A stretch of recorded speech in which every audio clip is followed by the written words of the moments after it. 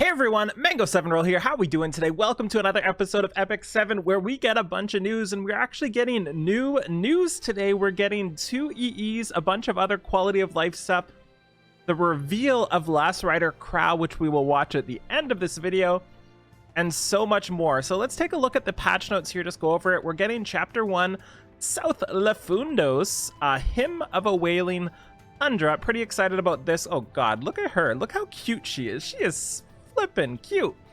Got the eye level 80 stuff coming.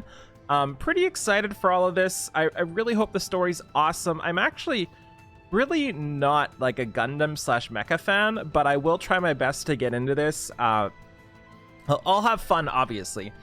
The map looks pretty sweet. Looks like same sort of stuff we are used to here.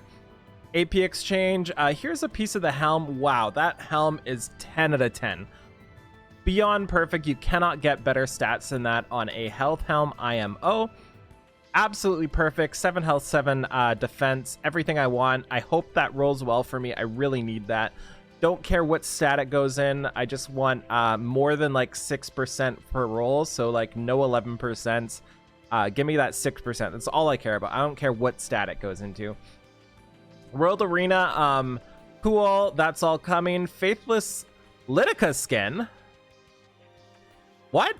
They didn't show this on the stream. Oh, that's exciting. They didn't show this on the stream. This is new. So I don't think we've seen what this looks like yet, but that's really exciting. Faithless Litica. I don't have her, so maybe it's less exciting for me, but I'm all for skins.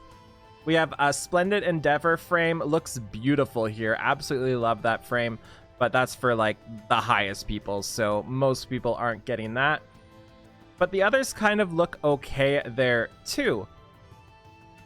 So they're changing the victory point deductions. So it's down from 5% to 2%. So that's kind of cool. 2 new exclusive equipments. This is kind of hard to read. Can we make it bigger? We can. We have the technology. So first off is going to be the Cecilia one.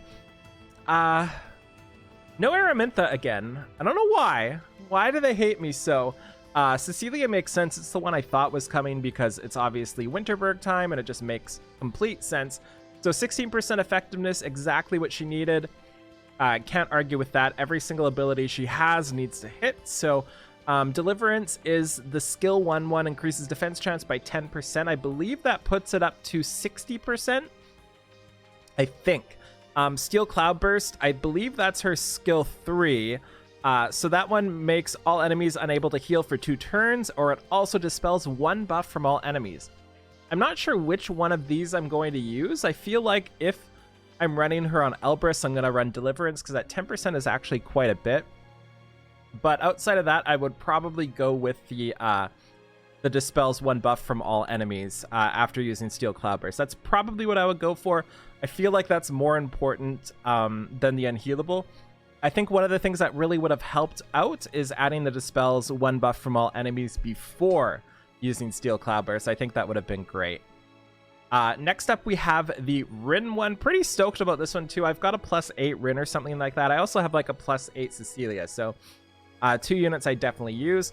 We have Rin Sparkling Rings. This is one I'm a little less excited about because effectiveness as the main stat is okay, but I feel like Rin needed more than effectiveness. I feel like giving her speed or something would have been just the better choice to do. We have a chance of activating Ring Throw by 20% when using Dazzling Dance as 1, and Showtime, her skill 3, increases amount recovered by 15%, or it dispels 1 debuff from all allies before the skill effect when using Showtime. Both of these are actually really good options. I feel like I would go with one of these two over this one just because that dispel is awesome. One of the problems I had when I ran Rin was not having enough dispels. You know, you just didn't really have enough dispels, and you couldn't really use Wondrous because often you wanted Celestine. So that's a good way to kind of handle that. And also, if you do want to run Wondrous Potion, you can now run something to heal other places, or you can now use Showtime to heal extra instead of having to rely on the Celestine, if that makes sense. I'm not sure how it's going to map out. One thing too, if you're running slow Banshee teams, Rin has always been fantastic there. She's always pretty great at labs as well too. So next up we have Vivian and Dingus Orb coming up, and then Cowrick and Black Hand of the Goddess. Do not summon on any of these banners, IMO. Maybe Vivian if you want somebody like Vivian. I'm currently using her. I built a one-shot team for Banshee, and it's working really well, and Vivian is my core unit in it, so maybe that's something you're interested in. They also didn't show it here yet, but there's 2 more banners coming. I might have to go search the VODs for it, but there's 2 more banners coming as well. Both rerun banners with new artifacts. So we have bulk promotion update as well here. This is what I've been waiting for a long time, especially 2-star promotions, because I make so many 6 stars because I'm a content creator and I really just like to have so many things built. I find myself summoning a lot of phantasms, and that takes forever. Like, it takes forever to promote everything, so this is massive. I'm really excited for this. Not really much else to say. You can also do 4-star phantasm promotions from here. It's not just 2 stars, as we can see. And then the settings here as well. I'm not going to read over this. This is going to be one of those, like, try it out in-game sort of thing. We're also getting a reputation change. I don't fully understand how they were doing this, but basically you build up points and you get rewards through points, and there's more charms in there as well. That's another one where we'll see when we get in game. It'll be whenever the day rolls over for tomorrow. Actually, before the day rolls over, I think. Assuming they get maintenance done before it.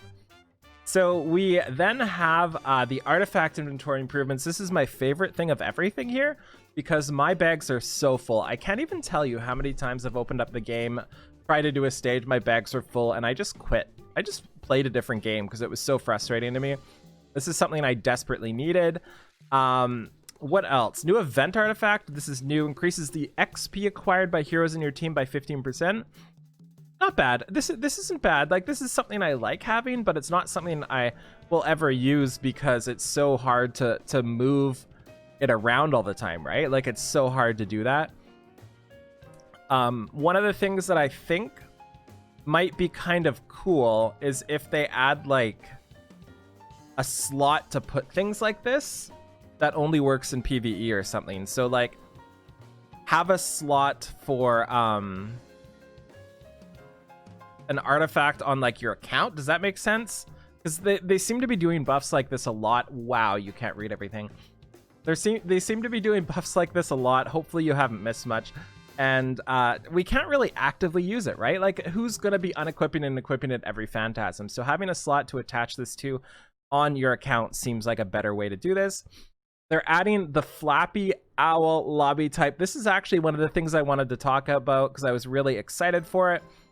I don't see the actual announcement here, but this is going to be a donation pack. So this is a pack that is all donation or all proceeds go to schooling of sorts, higher education. I don't know the exact word, but it will be towards that. So when you buy it, you can all your proceeds, all your money past what it costs to make, I think. I'm not sure how that works.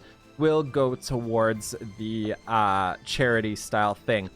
We'll know more about it when it comes around. We didn't know the price, but it came with the pet. It came with some leaves, and I think that was it.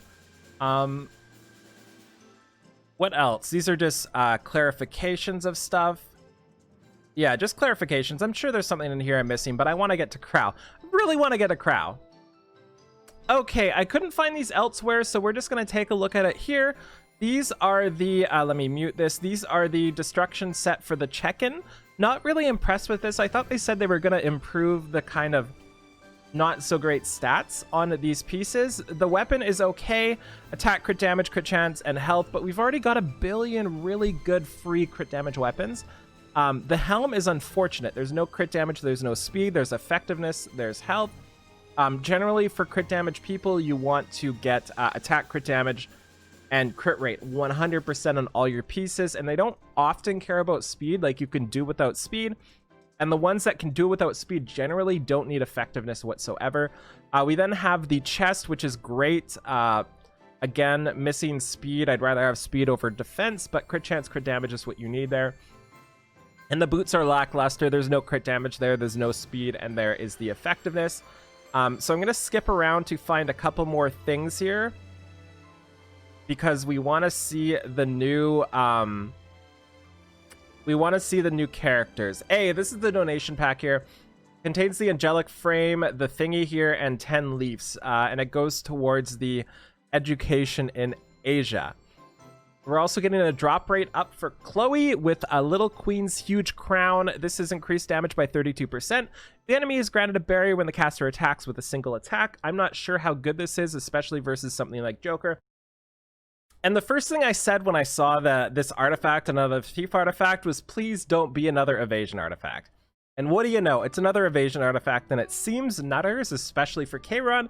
20% of Kayron, 20% evasion at max level, and then damage increases by 20% if the caster's HP is below 25%. Another pretty insane artifact, I think. I won't be summoning for it just because... I think for this to be better than Moonlight Dreamblade, it has to be max or close to max, and I don't have the resources for that.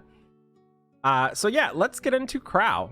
I will only pause when there's a skill number 00 or stats. Standing by. All systems online. Let's go, Siegfried. Yeah, he's got a bike. How I do things. He has got a bike. So I am actually going to skip ahead through the story because we want to go through the stats here. Look at the upset face. Look at the upset face there. They actually confirmed this was Sigrid as well. We can see that here. Oh my god. Screw him. I want Sigrid. So our stats here, or his stats, he's a light knight, 100 speed, pretty low base speed, which is somewhat covered by his skill set, 17.4% crit chance imprint release, and concentration 18%, base 18% ER, which is great, 752 defense, 6400 health, so great defensive stats as well here. And his skill 3 is an AOE horse, kind of. So summon Siegfried and attacks all enemies before granting immunity to all allies for 2 turns. That's insane. Penetrates defense but cannot trigger a critical hit. Damage dealt increases proportional to the caster's max HP. Damage dealt increases every time the skill is used and can stack up to 3 times. So pretty insane 6-turn cooldown with the skill up there. And this is, and it isn't AoE horse. It's AoE horse in the sense that it's Krau and he's on a semi-horse. But it doesn't have the damage scaling for missed HP, which is something that is really important. A lot of people were saying it's just going to do infinite damage, and I think they missed the fact that it doesn't scale off of lost HP, which I think is correct here. But it does have penetrates defense, which is insane, and I think this is going to do a lot of damage, like a boatload of damage. So we will see, especially with multipliers coming out. We then have his passive, which is also insane. After suffering an attack that targets all allies, decreases the caster's cooldown by 1 turn, so it brings that 6-turn cooldown down to 5 turns, and barriers the party for 1 turn, proportionate to his max HP, and then he gets a 20, 30, 40, 50% barrier strength from the Molagora. I think this is the most important part of his skill set. Maybe not, because there's immunity on his AoE horse, but really insane as it is. And then a skill 1 helps his skill set cycling cooldowns. This ability punishment really helps cycling skills. It gives him speed 100% of the time, and you don't really need Molagora, which is fantastic. You don't have to Molagora this if you don't have them. It's really his skill 2 and his skill 3 that require the Molagora, because usually skill 1s are brought up because of huge DPS dealers like C-Dom that want the boost, or people with effect chance, but there's none of either of these here. So pretty stoked about that. So we'll be able to get away with plus 10 on him to kind of maximize it, or if you're using him and he turns out insane, then obviously something like plus 15 is where we're going to be at. So we're going to stop here now. I hope you enjoyed this. I am pretty excited. I'm unsure if I'm going to summon for last Rider Krau. I think it depends on who he's paired with. It's just been a lot of husbandos really recently, and I just want to guarantee the next waifu after. Specifically, if Sigrid is there, I would way rather have Sigrid over Krau, especially since... like my favorite part about current Krau is his like goofiness, and this is just like super serious. I'm gonna mess you up, Krau. So I don't know. I love him obviously, but I would rather have a bunch of other things. So we're gonna stop here. Let me know what you think of everything. Thank you so much for watching. Feel free to like, comment, subscribe as always, and I'll talk to you later. Bye, everybody.